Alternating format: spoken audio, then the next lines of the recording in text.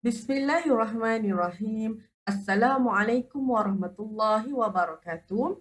Okey, bertemu kembali kita dalam mata pelajaran pendidikan Islam. Okey, hari ini Ustazah nak fokuskan kepada bidang adab.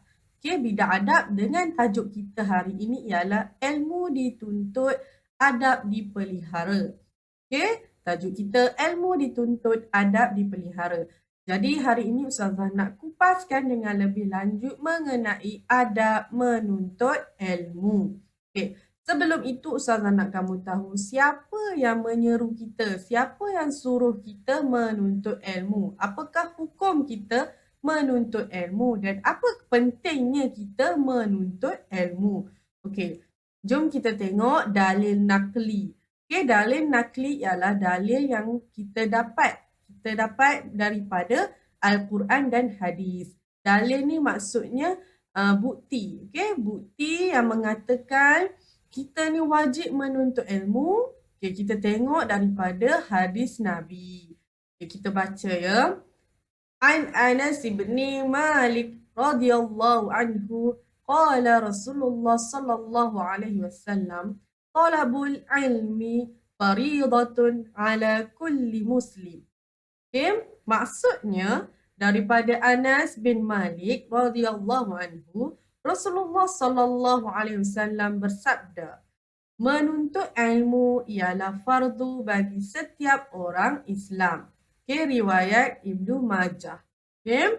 Nabi cakap dalam hadis Nabi, Nabi bersabda, Nabi berkata, menuntut ilmu itu ialah fardu bagi semua orang Islam. Okey, fardu di sini bermaksud wajib. Okey, semua orang Islam mesti ataupun wajib menuntut ilmu. Okey, seterusnya, Ustazah nak cerita kat kamu, ilmu ini ada pembahagian dia. Okey, pembahagian ilmu.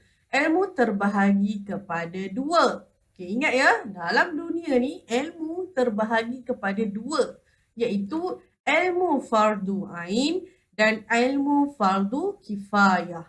Okay, ingat ya. Ilmu fardu ain dan ilmu fardu kifayah.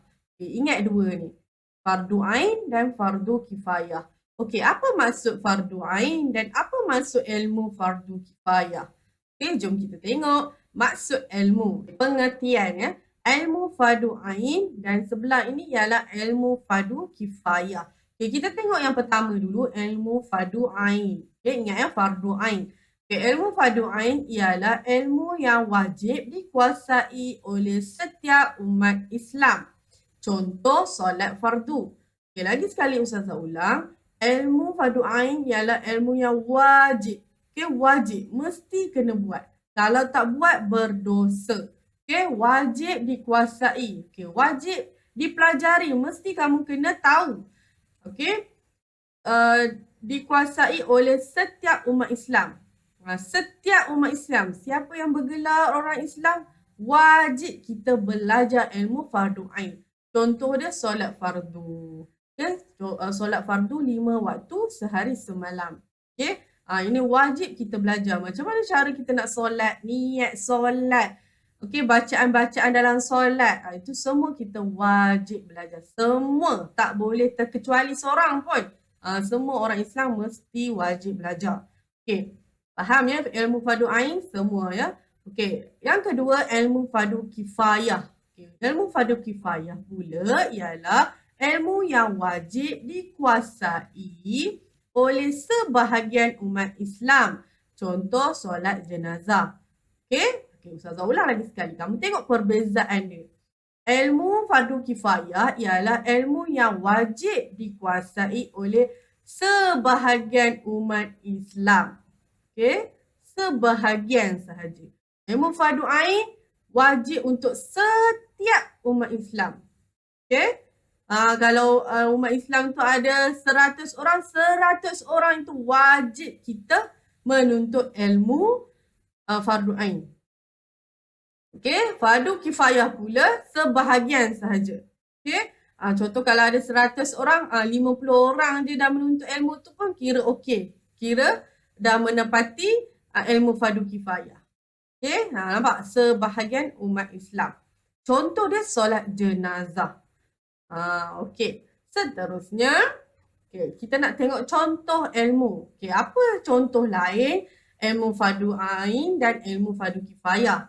Kita tengok yang pertama, ilmu fardu ain. Contoh dia, kita setiap umat Islam ni tanpa terkecuali seorang pun wajib belajar solat. Wajib belajar macam mana cara kita nak solat. Yang kedua, belajar Al-Quran. Al-Quran ini pun wajib kita pelajari. Nombor 3, puasa. Wajib belajar puasa. Setiap umat Islam, dia wajib belajar puasa. Nanti dia cakap, saya tak pandai dah nak puasa, saya tak reti macam mana cara nak tahan lapar. Tak boleh. Kalau kita orang Islam, kita wajib belajar macam mana cara untuk puasa.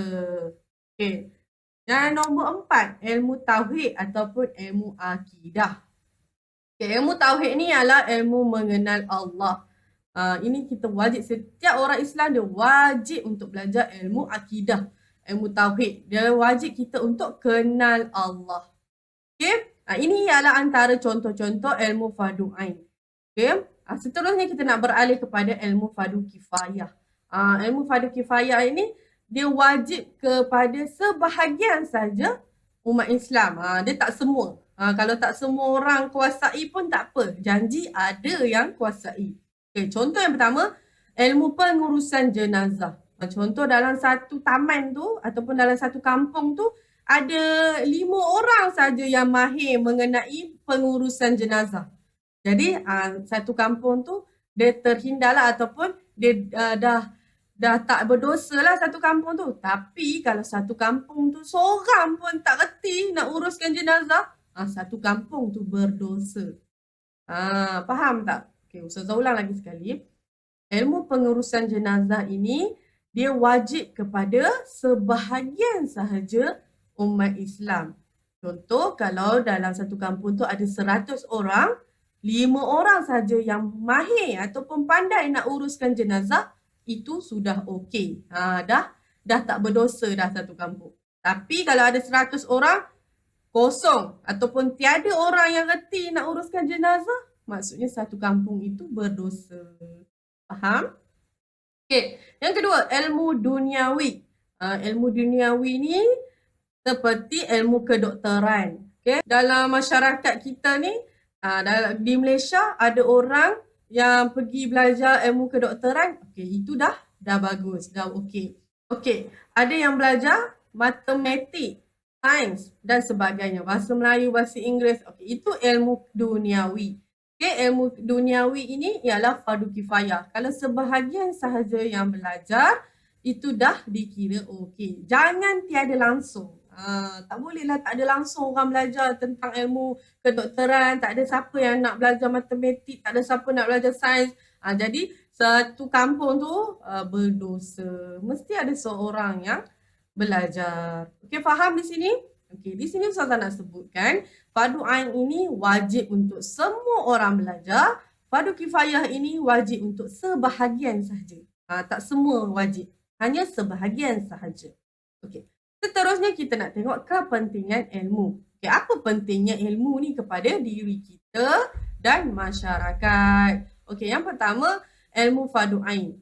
Ingat ya, ilmu fardu ain ini ialah untuk diri kita. Diri kita sendiri. Setiap orang mesti kena belajar. Kepentingan dia nombor 1, melaksanakan perintah Allah Subhanahu Wa Taala dengan sebaik-baiknya. Contoh kita belajar solat. Kita kena belajar solat sebab apa? Supaya kita dapat laksanakan perintah Allah dengan sebaik-baiknya. Nombor 2, membentuk peribadi yang sempurna.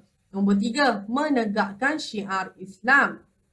Nombor 4, hidup bahagia dan sejahtera. Hidup kita akan bahagia dan sejahtera. Kita beralih kepada ilmu fardu kifayah. Apa penting dia? Ilmu fardu kifayah ni kepentingannya lebih kepada kehidupan bermasyarakat. Hidup bermasyarakat. Nombor 1, mewujudkan masyarakat yang bekerjasama. Contoh, pengurusan jenazah. Kalau ada orang yang meninggal dunia, jadi kita akan sama-sama bekerjasama untuk menguruskan jenazah. Kalau semua orang tak tahu, tak ada ilmu jenazah, macam mana kita nak bekerjasama? Kan kita tak tahu macam mana nak uruskan jenazah orang yang mati ni macam mana. Jadi bila kita belajar ilmu fardu kifayah, kita akan mewujudkan masyarakat yang bekerjasama. Okay, nombor 2, melahirkan tenaga pakar dalam pelbagai bidang.